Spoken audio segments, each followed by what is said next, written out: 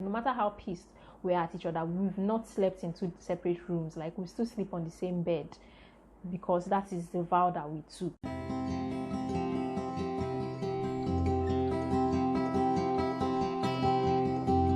Hi guys, welcome back. It's Ashley here. I'm a YouTuber based in Port Harcourt. Welcome back to my channel.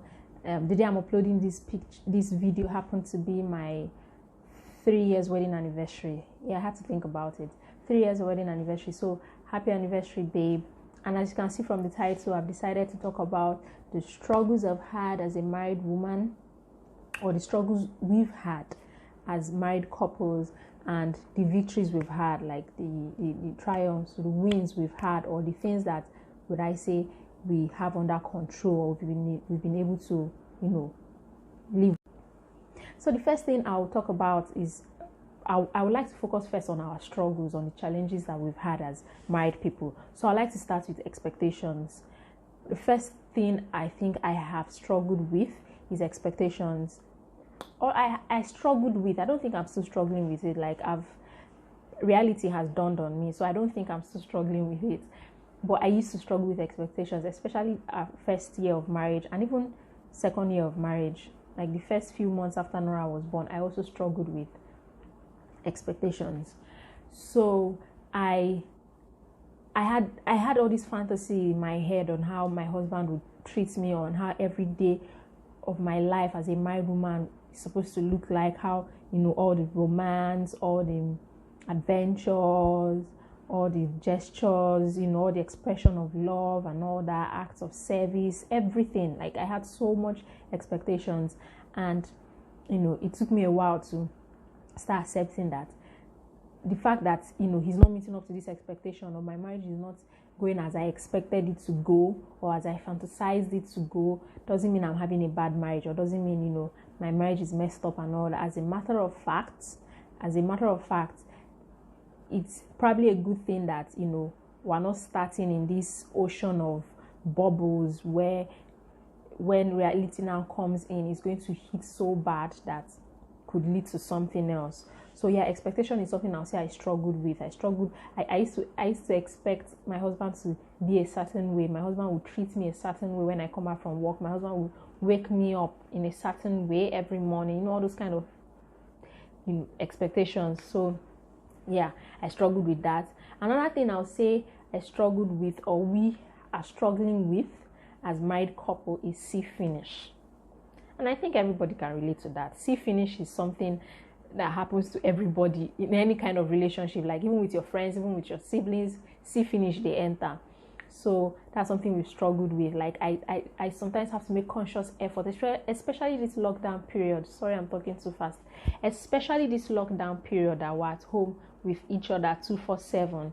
I have to make that conscious effort to shower as early as possible, and to just put on something nice and not look like a homeless person around him and all that, or just still do something nice for each other. We've gotten so used to each other that we don't even remember to do something nice for each other anymore, like except on birthdays and special occasions and all that. But on a normal day, and I know a lot of people are like that, and you people probably think is there's nothing wrong with it, but for someone that had expectations, for me, it's almost like, as I'm giving up on my expectations, I'm now diving into the ocean of sea finish.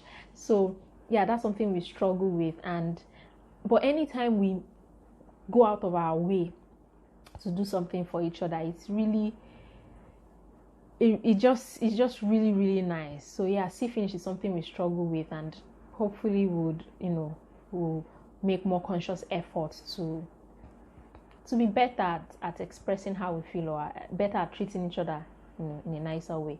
Yes. So another thing I'll say we struggled with, or especially I struggled with, is learning how to love my husband intentionally. Like, I didn't even know that kind of love existed. I know that before I got married, or right from whenever, I used to hear people say love is a choice, and I'm wondering, love is a choice? How is it a choice? It's something I'm feeling. I did not choose to feel this way.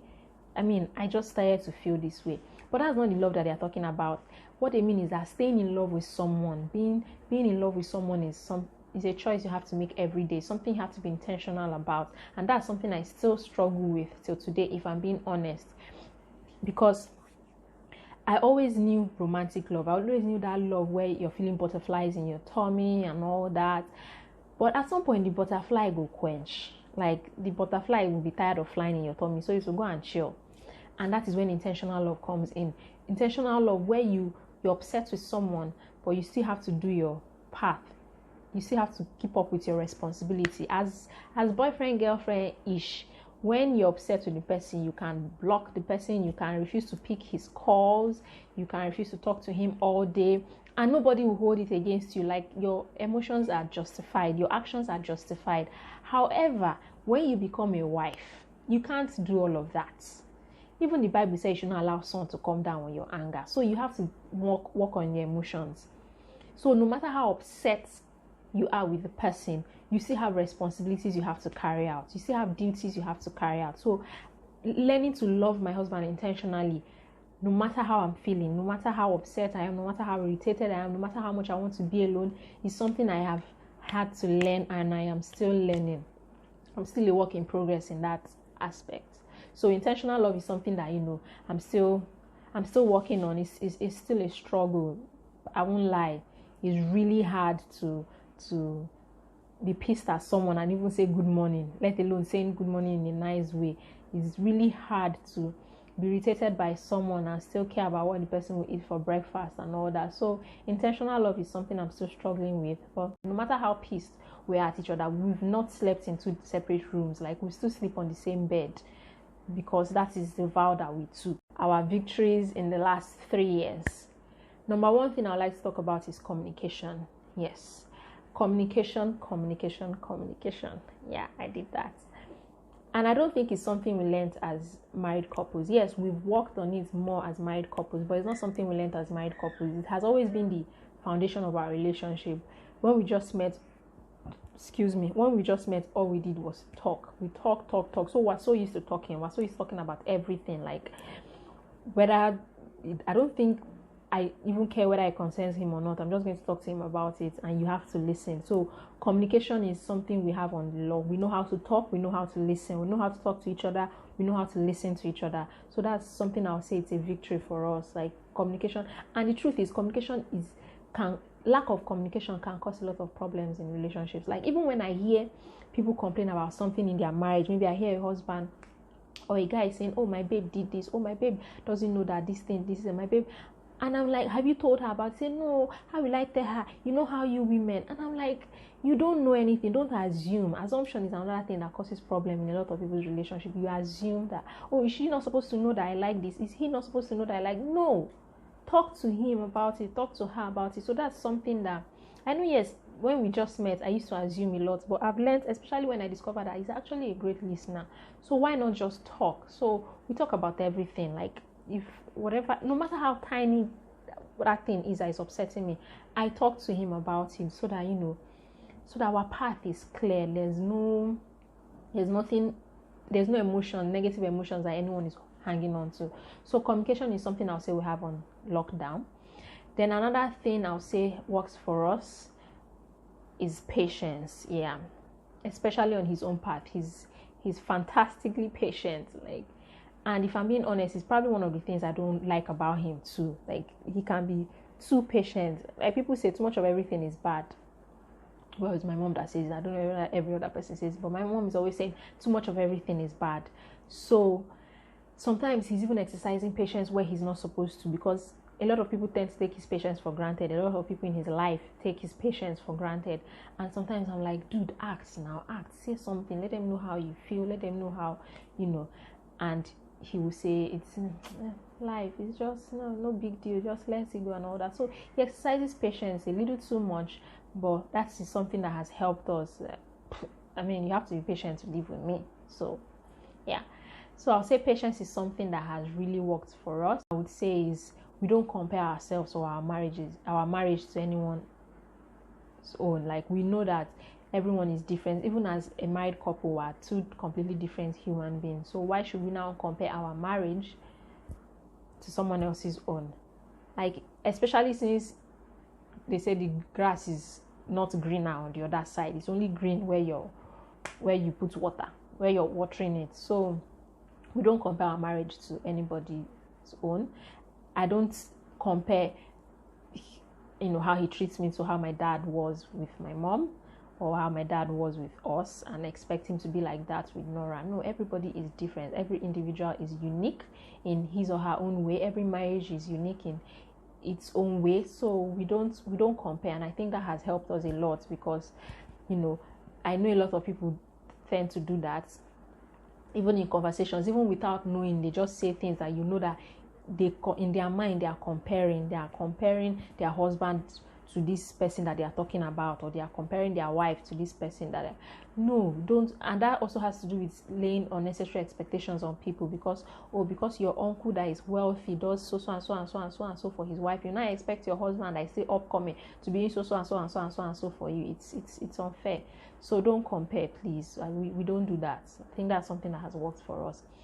Then I think the last thing I'll say to end this video is transparency. Yeah, we are super transparent with each other. I won't say it 100%. I don't think I give anything 100%, but I'll say we also have transparency on lockdown. Like, we try to be open about everything to each other. Like, there's no point hiding things. It's just going to make things ugly in the future if you're hiding things from each other, because no matter how bad you think that thing is to say to your spouse, it's worse when he or she finds out from someone else, from an outsider, or stumbles on it, maybe on your phone or something. So it's better you just say it. Like, just be transparent, especially with money.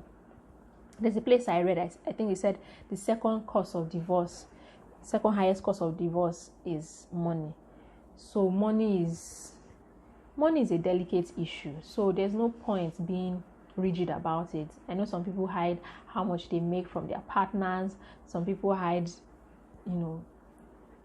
some accounts from their.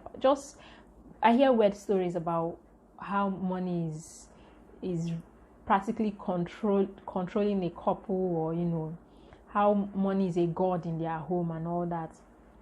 How so much of their secrets is tied around money and all that. So I try to make sure that isn't our case. And I think he is even doing it way better than I'm doing it. Like, he's completely transparent with money. At least that's what I believe. He's entirely transparent with money. Like, even if he's not completely transparent with money, he tells me so much about how much he makes and how he spends his money, that even if I find out about some things that he's not telling me, I won't be bothered, because I know he's human. He's not a robot. He can't possibly remember to tell me everything. He can't possibly, download everything for me. But he tells me so much, or we share so much, that even if we find out some things that we have not shared with each other, it won't be that much of a big deal. Do you understand? So transparency is something that we have mastered these last 3 years, and I think has really helped us, like really helped us. So yeah. So for the sake of this video, I think these are all the few things I can think of that are challenges and are victories for us in this last 3 years. So I hope you enjoyed watching this video. Thank you. If you watched to the end, thank you very much. Please don't forget to subscribe, don't forget to like, don't forget to comment and share with your friends. Thank you so much for watching. See you in my next video. Bye.